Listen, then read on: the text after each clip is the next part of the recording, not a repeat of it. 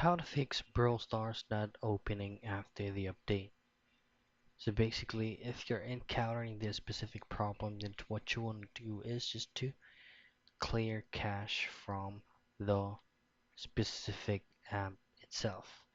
So what you want to do first is just to go home from your phone and just to press and hold on your Brawl Stars application and just simply tap on the eye icon.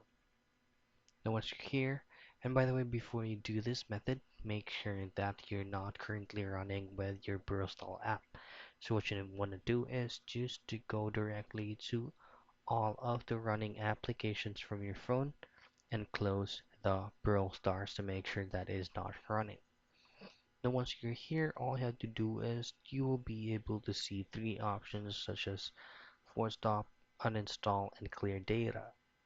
In here, what you want to need to do is just to go directly to clear data and make sure that you will comply both of these options here that says clear all data and clear cache. Now once everything is set out and after the update, if it's still not working, then what you want to do next is just to uninstall the application. Make sure that you have memorized your Supercell ID because you will be needing that once you will be installing the application again. And that's it. That's the troubleshooting steps and how you can fix Brawl Stars not opening after the update.